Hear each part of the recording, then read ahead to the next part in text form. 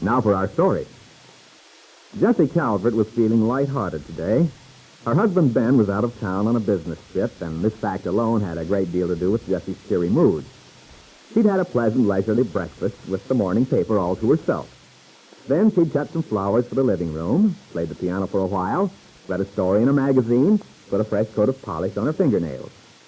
All this time, Jessie wandered about with a kerchief tied around her head and a thick coat of dry skin cream on her face, secure in the knowledge that Ben couldn't possibly come home from the office unexpectedly, as he sometimes did, when he would look at her in horror and ask, "What in thunderation have you done to yourself?" Well, after lunch, Jessie had a little nap, and then she dressed for the street, having decided to take dinner at the hotel that evening since Ben wouldn't be home. As she started downstairs from her bedroom. Never mind, Lucy. I'll go. Good afternoon, Jessie. Brett, I told you that you No, were... it's too late, my dear. I'm in now. How dare you come here like this after I told you once and for all... Oh, but Jessie, you didn't really mean it. Oh, yes, I did. Supposing Ben were here and you dropped in like this. Yeah, but you see, I knew he wouldn't be. I took the precaution of calling your husband's office before I came. He told me he was out of town. I'm surprised you had that much sense. I'm checking the enemy movements. You just call it the army. Enemy. Yes, you're quite right. Ben certainly wouldn't be pleased if he came home and found you here. I'm sure I wouldn't know how to explain. Well, but I would, Jessie. I'd merely say that I had a little business to talk over, and since he wasn't in, I stayed on to chat with his lovely wife. Well, I'll tell you this much. You're not going to stay and chat long. I wish you'd go, Brett. Go? Just like that? Without even being asked to sit down and have a drink? Well, Jessie, what are your manners? I'm afraid you've lost them all since you've married Ben. You know, it's disgraceful keeping a guest standing in the front hall like this. Oh, very well. Since you are here, I suppose you may as well tell me why you came. Come along. Since you urged me. Well, Jessie, I must say this is quite an improvement on that little apartment you used to have. Grand piano, thick rugs, everything that money can buy, huh? And yet, you know the old saying, it takes a keep a living. Oh, stop it, Brett. You're not the least bit funny. Yeah? Remember that little apartment of yours very well. You'd invite me for dinner. We'd have a few cocktails first. There was one gown you had. I believe it was sort of golden color. It looked lovely in it. Seemed to fit your personality so beautifully. I remember we often used to forget all about dinner. Brett, why do you insist on hounding me like this? But, darling, I'm not hounding you. I simply got hungry for feminine companionship. Jessie, you're so deliciously feminine. I'm a married woman, and you're unspeakable to be talking this way.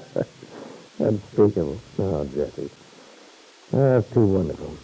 You trying a respectable matron act on me. Darling, it simply doesn't fit you. You're much nicer as a grisette, the charming mistress of a man's heart, rather than as a guardian of an overfurnished middle-class home. Well, I'm not responsible for the furnishings of this house. Just wait till I... Never mind. Yes, Jessie? Wait until what? Nothing. Yeah, I know you so well. You were thinking, just wait till I get my hands on Ben's money. Will I show this town a thing or two? Will I make him sit up and take notice? You and your imagination. Tell me, darling, have you persuaded the old boy to sign over his worldly goods to you yet? We're wasting so much time, you and I. That's a pity, too. You're only fairly young once, you know. Well, run along and answer, dear. Probably your lord and master. Hello? This is long distance. Miami Beach is calling. Is Mr. Calvert there, please? Mr. Paul Cromwell calling. Paul Cromwell. Well, Mr. Calvert isn't here. Can you tell us when he's expected to return? He's out of town. He won't be home until late tonight or tomorrow morning. Operator, find out who's talking, please. Who is this speaking, please? This is Mrs. Calvert. It's Mrs. Calvert. Do you wish to speak to her? Yes, operator, I'll talk to her. Very well.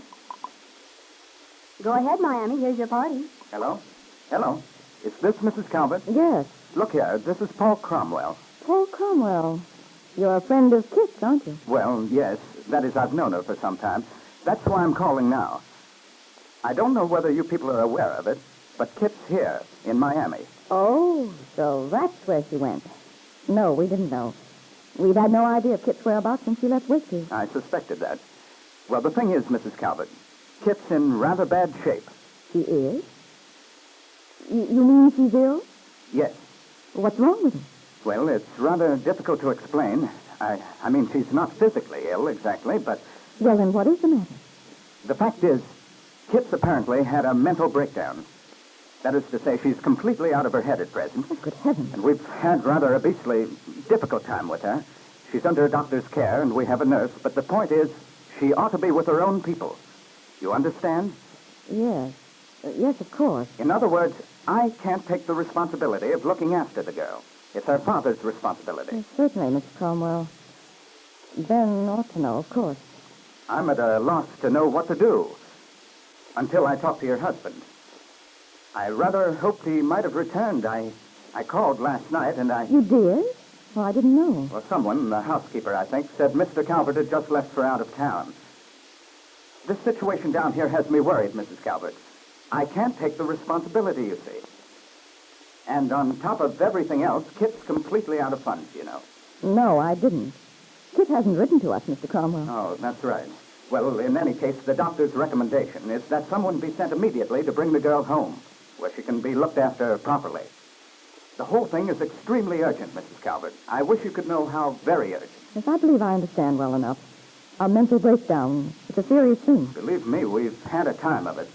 Fortunately, I was able to find a doctor who seems to be quite competent. But he's not a specialist. And that's what you'll need. A psychiatrist. Yes, yes. Well, Mr. Cromwell, I'll certainly tell Ben as soon as he returns. I only wish I knew where to reach him in the meanwhile, but frankly, I don't. Well, I'll be waiting to hear from him. I'm staying at the Vista Del Mar Hotel. Vista Del Mar Hotel? That's right. Thank you, Mrs. Calvert. Goodbye. Goodbye. I gather there was a call concerning the prodigal daughter. Yes, it was. She's ill. Mental breakdown, according to what this Paul Cromwell says. And this Cromwell, former lover, I suppose. Mm-hmm. Apparently, she scooted right down there. She's in Miami.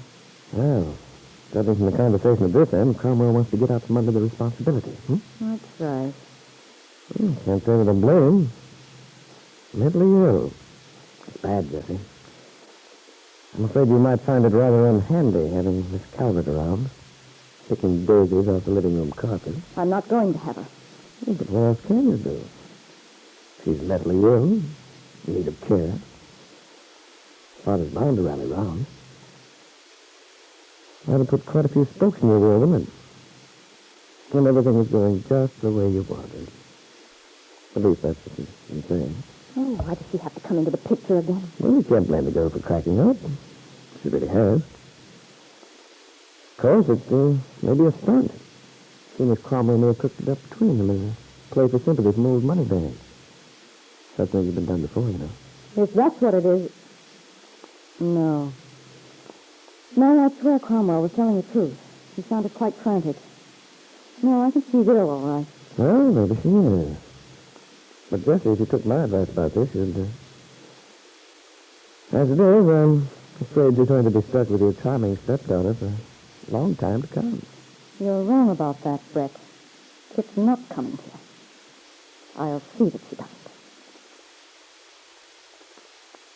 In her preoccupation with this new problem, Jessie had unconsciously been talking to Brett Cameron as if they had an understanding. Almost as if they were accomplices. Kitt must not come back, she was thinking. Every day, Jessie's goal had been coming closer in view. The moment when Ben would decide to cut his daughter off completely. Jessie imagined her own name placed on those precious documents in Ben's safety deposit vault, which meant financial security for the rest of her life. But if Kitt came home, all Jessie's dreams would be destroyed. And Jessie was determined not to let that happen.